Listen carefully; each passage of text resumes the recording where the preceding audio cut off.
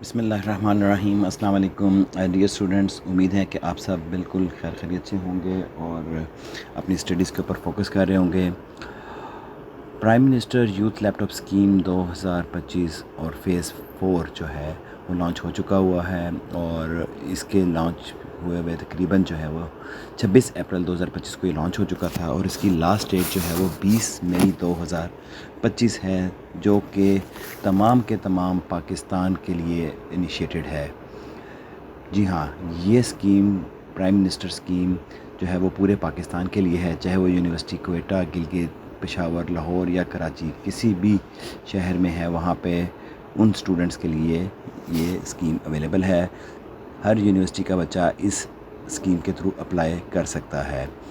Recently एक हमारे scheme जो है वो ख़त्म हुई है, that is CM laptop scheme, जो कि पंजाब में थी और अभी ख़त्म नहीं हुई। इसका फ़ेज़ 1 तकरीबन ख़त्म हो चुका हुआ है और बहुत ज़्यादा यूनिवर्सिटीज़ में उसकी डिस्ट्रीब्यूशन भी हो चुकी हुई है। यूनिवर्सिटी ऑफ द पंजाब में भी इसकी डिस्ट्रीब्यूशन हो चुकी हुई है, तो बाकी यूनिवर्सिटीज़ में भी इनकी चल रही हैं और जिस तरह सरगोदा यूनिवर्सिटी वगैरह के अंदर जो है इनकी डिस्ट्रीब्यूशन नेक्स्ट प्लान्ड है।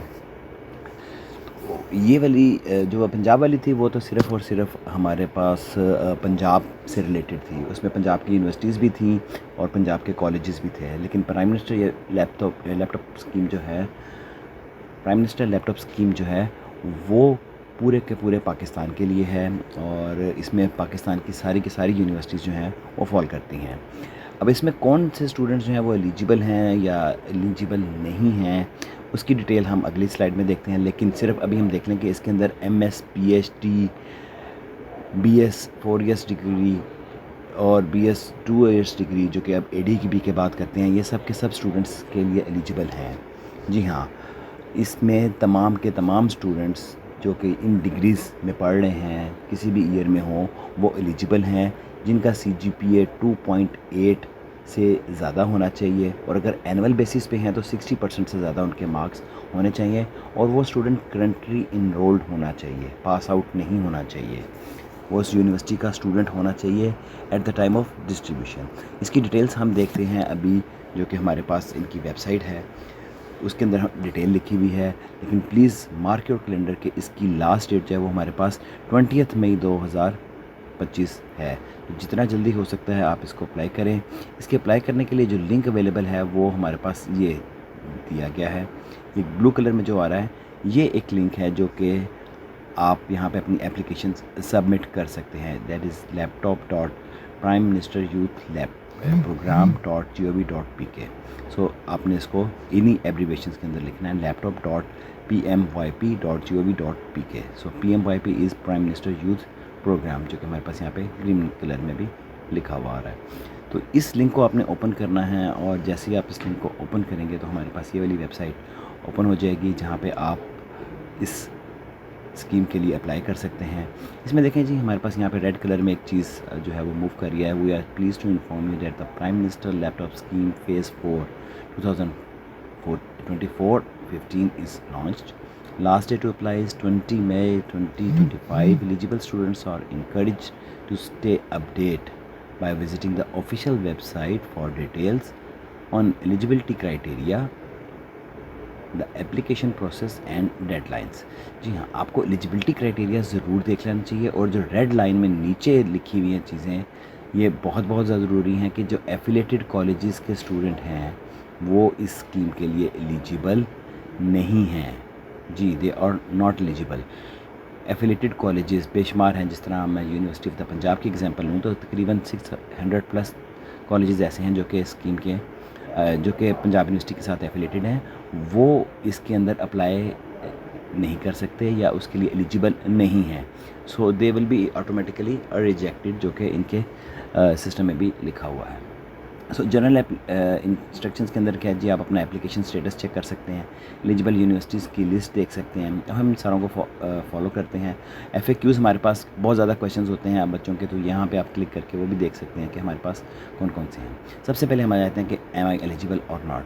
तो एलिजिबिलिटी के लिए आप ये ओपन करें और सबसे पहले आप यहाँ पे एलिजिबल यूनिवर्सिटीज़ के लिंक पे क्लिक करें। एक PDF फाइल आपके पास ओपन होगी जिसमें आप अपनी यूनिवर्सिटी को देख सकते हैं कि क्या मेरी यूनिवर्सिटी इसके अंदर फॉल कर रही है या नहीं है। I'm pretty sure that this will be sorted by province and then the alphabetically. So ये पहले हमारे पास KPK, फिर पंजाब आ गया, और पंजाब में अगर मैं देखूँ तो university of the Punjab that will be follow in you. So you university of the Punjab must be here somewhere.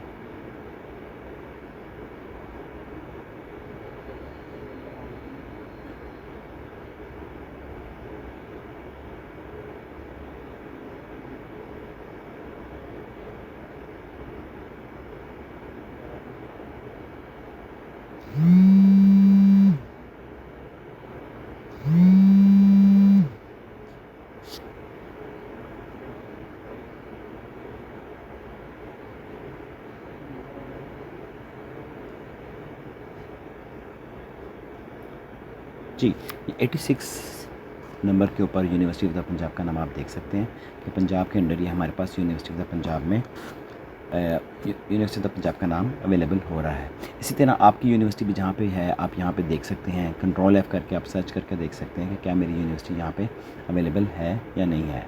अगर ये अवेलेबल है तो ऑब्वियसली यू आर एलिजिबल, और आपने नेक्स्ट पे आ जाना है कि जी अब मेरा एलिजिबिलिटी क्राइटेरिया क्या है।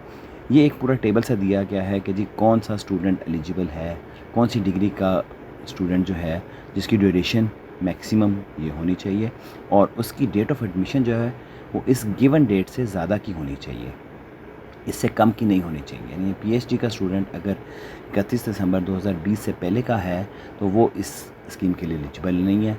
सेम मोरोवर यहाँ पे हमारे पास सारी डेट्स हमारे पास यहाँ पे लिखी हुई हैं, जिनको आप देख के आइडेंटिफाई कर सकते हैं कि क्या मैं इस स्कीम के लिए एलिजिबल हूँ या नहीं हूँ।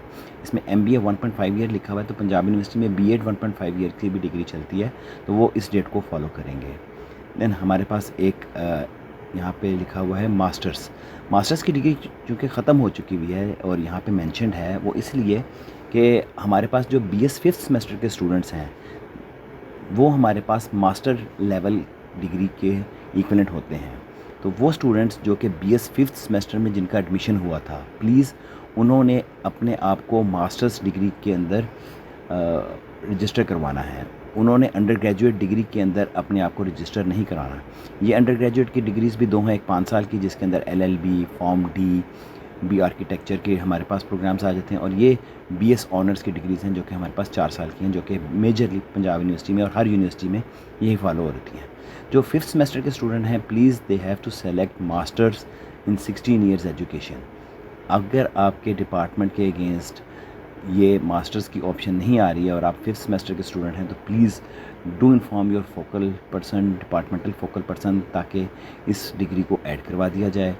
मोर ओवर आपने BS 4 ईयर में अप्लाई नहीं करना, आपकी एप्लीकेशन को रिजेक्ट कर दिया जाएगा। सो केयरफुली आपने सेलेक्ट करना है कि मैंने मास्टर्स डिग्री के अंदर अप्लाई करना है, और मैं स्टूडेंट हूँ BS 5th सेमेस्टर का।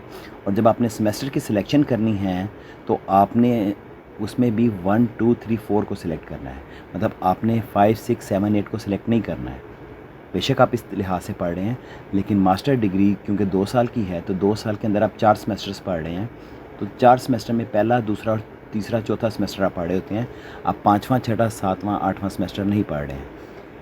जो BS 5th सेमेस्टर के स्टूडेंट्स हैं उनको बहुत केयरफुली ये फॉर्म फिल करना पड़ेगा कि उन्होंने अपना जो सेमेस्टर है वो 5 से स्टार्ट नहीं करना है। They have to start filling this form by 1, 2, 3, 4 ये मेंशन करते हुए आपने 5 को 1 के इक्वल रखना है एंड ऑनवर्ड। जो बाकी सेमेस्टर्स हैं या बाकी डिग्रीज़ हैं वो बिल्कुल नॉर्मल चलेंगी। सिर्फ ये मास्टर डिग्री जो है, जो कि अब हमारी BS 5th सेमेस्टर के नाम से आ चुकी है, इसके अंदर थोड़ी सी ये चीज़ें को फॉलो करना पड़ेगा। तो मेक श्योर, मैं जस्ट एक दफ़ा रिपीट करता हूँ कि your 5th semester is first semester and you have to select masters degree in your relevant departments. And students who are registered for degree program before the date of admission mentioned in the given table are not eligible। वही जिस तरह मैंने अभी बता दिया है, red चीज़ें जो हैं वो मैं फोकस करके पढ़ रहा हूँ ताकि आपको बिल्कुल क्लियर हो जाएं। बाकी चीज़ें मैंने वैसे एक्सप्लेन कर दी हैं और आप इसमें इजीली देख सकते हैं। The completion date, ending date of the degree will be automatically adjusted. जो आप एडमिशन डेट डालेंगे वो इससे ग्रेटर होनी चाहिए। अगर इससे ग्रेटर नहीं होगी तो सिस्टम आपकी एप्लीकेशन को वैसे ही रिजेक्ट करके आपको सिस्टम से आउट कर देगा रन टाइम पे ही। जब आप एप्लीकेशन सबमिट कर रहे होंगे और आपने डेट ऑफ एडमिशन गलत डाली है तो वो सिस्टम आपको उस फॉर्म से बाहर निकाल देगा। सो मेक श्योर कि जब आप डेट ऑफ एडमिशन सेट कर रहे हैं that must be greater than this one. So ये आ गया। अच्छा, इसमें एक चीज़ जो बहुत इंपॉर्टेंट है, that is morning and evening students all are eligible, not for the BS 4 years programme, for all the programmes, चाहे वो MPhil का है, PhD का है, BS का है, 5th सेमेस्टर का है, वो मॉर्निंग और इवनिंग सारे स्टूडेंट्स एलिजिबल हैं। जो सेमेस्टर बेसिस पे पढ़ रहे हैं उनके लिए 70% या CGPA 2.8 से ज़्यादा होना एलिजिबिलिटी में आता है। इससे कम का है तो वो अप्लाई अगर कर भी देगा तो एलिजिबिलिटी में वो बाहर निकल जाएगा और उसकी application at the start he reject हो जाएगी। और जो एनुअल बेसिस पे है वो 60% से ज़्यादा होने चाहिए। एनुअल वाले स्टूडेंट्स जो हैं प्लीज़ वो ज़रूर फोकस कीजिएगा। जब मैं फॉर्म फिल कर रहा हूँगा और उसमें सेकंड एकेडमिक कैरियर्स वाले पे आऊँगा तो आपने ये ज़रूर नोट करना है कि आपने अपना एनुअल सिस्टम किस तरह मेंशन करना है, क्योंकि आपकी एलिजिबिलिटी 60% की है। मैं एनुअल में अगर एग्जांपल लूँ तो हमारे पास लॉ के बेंचमार्क स्टूडेंट्स होते हैं जिसके अंदर मार्क्स 60% से ज़्यादा बहुत कम आते हैं, तो वो स्टूडेंट्स बेचारे नॉट एलिजिबल हो जाते हैं। क्यों? क्योंकि वो सेमेस्टर सेलेक्ट कर देते हैं और वो 70% में चले जाते हैं। तो 70% तो मार्क्स लॉ के अंदर बहुत रेयर होते हैं, बहुत ज़्यादा रेयर होते हैं। 60 भी चले कॉमन हो जाते हैं, लेकिन 70% हमारे पास बहुत ज़्यादा रेयर है। इसलिए हमें जो है एनुअल सिस्टम सेलेक्ट करना है एट द सेकंड पेज, वो हम उसको फॉलो कर लेते हैं। CGPA कन्वर्जन जो है that is totally as per the HCC formula, वो आप देखते भी रहेंगे। इसका सिंपल सा फार्मूला वेबसाइट पे गूगल आप करें तो वो भी आपको मिल जाता है। और इनएलिजिबल कौन से स्टूडेंट्स एलिजिबल नहीं हैं, तो ये भी हमारे पास काफ़ी फोकस होता है, जिसमें एक रेड लाइन जो ये लिखी हुई है कि वो स्टूडेंट जो कि किसी भी लिहाज से, किसी भी तरीके से, किसी भी स्कीम से पहले लैपटॉप रिसीव कर चुके हुए हैं वो इसके लिए एलिजिबल नहीं हैं। तो दो स्टूडेंट्स जो कि CM लैपटॉप स्कीम से लैपटॉप रिसीव कर चुके हुए हैं, they are encourage not to apply for this scheme. अगर वो करेंगे तो ओबियसली उनकी एप्लीकेशन तो रिजेक्ट हो जाएगी, दूसरा लैपटॉप उनको नहीं मिल रहा होगा। तो डेट विल बी बेटर कि आप इस स्कीम के लिए अप्लाई ना करें जिन बच्चों को लैपटॉप मिल चुका हुआ है। अगर मैं स्पेशली पंजाब यूनिवर्सिटी की बात करूँ, पंजाब यूनिवर्सिटी में ये CM लैपटॉप स्कीम की डिस्ट्रीब्यूशन हो चुकी हुई है, तो आपने इस स्कीम के लिए अप्लाई नहीं करना। कर भी देंगे तो ओबियसली आपकी एप्लीकेशन रिजेक्ट हो जाएगी। दैट विल बी बेटर कि अगर आप इस चीज़ को फॉलो करें। एप्लीकेशन फिल करते हुए भी एक चेक आता है जिसके ऊपर बेहतर ये है कि आप सच को मद्देनज़र रखते हुए उसमें यस कीजिएगा कि मैंने पहले लैपटॉप रिसीव किया हुआ है।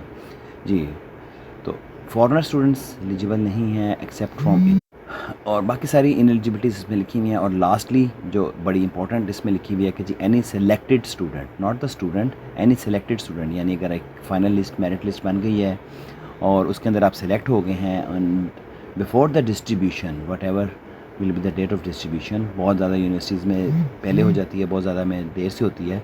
जो भी आपकी डेट ऑफ एडमिशन होगी उससे प्रायर अगर आप पास आउट हो चुके हैं तो आप लैपटॉप के लिए एलिजिबल नहीं हैं। आइदर यू आर सेलेक्टेड और नॉट सेलेक्टेड, तो उसके लिए आप एलिजिबल नहीं होंगे।